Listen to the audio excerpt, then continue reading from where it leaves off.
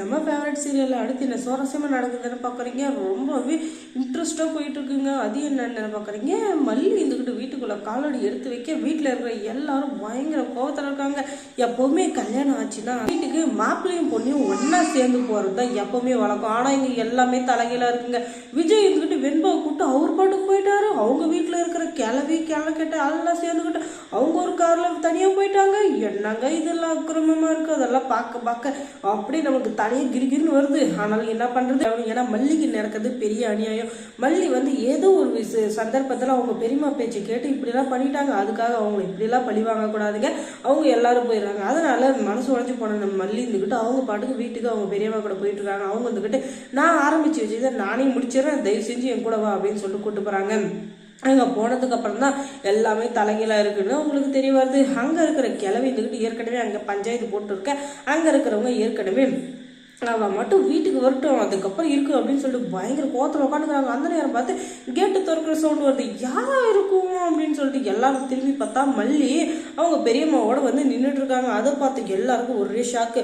அடா பாவி இவளுகளை என்ன பண்ண போறான் அப்படின்னு சொல்லிட்டு கிளவி இருந்து அங்கேயே நில்லு அப்படின்னு சொல்லி ஒரு சவுண்டு. யாராதுன்னு பார்த்தா கிளவி. சரி கிளவி என்னதான் சொல்லுது அப்படின்னு சொல்லிட்டு பார்க்கலான்னு பார்த்தா இந்த வீட்டோட மருமக அப்படி இப்படின்னு சொல்லிட்டு வீட்டுக்குள்ள காலடி எடுத்து வச்ச உன்னை அவ்வளோதான் அப்படின்னு சொல்லிட்டு சொல்ல, ஓஹோ உன்னை தாட்டியம்மா தேடிட்டு இருந்தேன், வாடியம்மா வா, நாங்கள் வந்து ஏற்கனவே போலீஸ் ஸ்டேஷனில் சொல்லிட்டு தான் வந்திருக்கோம், எங்கள் உசுருக்கு ஆபத்து கூட வரலாம், அதனால நாங்கள் ஒரு ஃபோன் கால் பண்ணால் போதும் உடனே ஓடி இருந்துங்க அப்படின்னு சொல்லிட்டு தான் வந்திருக்கோம் அப்படின்னு சொல்லிட்டு இவங்க சொல்கிறாங்க. அது எல்லாத்தையும் விஜய் இருந்துக்கிட்டு மேலே மாடியிலேருந்து நின்று கேட்டுங்கிறாரு. இது எல்லாத்துக்கும் சேர்த்து வச்சு ஆப்பு வைக்கிறீரு அப்படின்னு சொல்லிட்டு பயங்கர கோத்தால் நின்றுட்டு இருக்கிறவர் கொஞ்சம் அமைதியாக இருக்காரு. அதுக்கப்புறம் அங்கே இருக்கிற பிரச்சனை எல்லாத்தையும் முடிஞ்சுட்டு ரூமுக்கு போகலாம் அப்படின்னு சொல்லிட்டு அவங்க பெரியம்மா இருந்துக்கிட்டு நீ போய் விஜய் கூட பேசுமா, வெண்பாவை பார்த்துக்கோமா அப்படின்னு சொல்லிட்டு அனுப்பி விடுறாங்க. அதனால தைரியமாக மேலே போகிறாங்க. அங்கே போனதுக்கப்புறம் தான் ட்விஸ்டே இருக்குது. போன உடனே பொலின்னு ஒன்று வைக்கிறாங்க. நம்ம விஜய் எதுக்காக மல்லி அடிச்சாரு அப்படின்னு பாக்குறீங்க.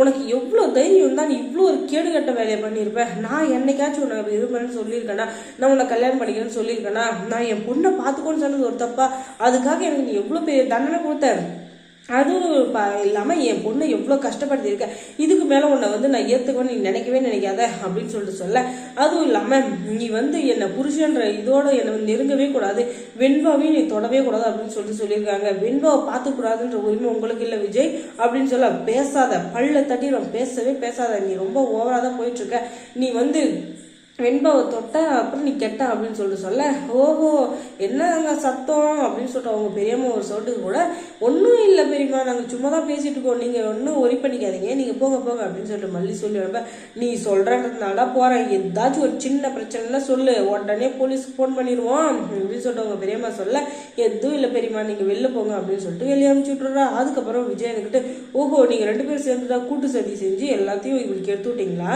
உங்களால் நம்மளை பார்த்தியா, அதான் என் தப்பு, இதுக்கு மேலே உங்களால் நம்புறதுல எனக்கு எந்த இதுவுமே இல்லை, பிரயோஜனமும் இல்லை, நீங்கள் ஒழுங்கு வெளியே இந்த வீட்டை விட்டு போயிடுறது நல்லது அப்படின்னு சொல்ல, நாங்கள் எதுக்காக வெளியே போகணும், நாங்கள் வந்து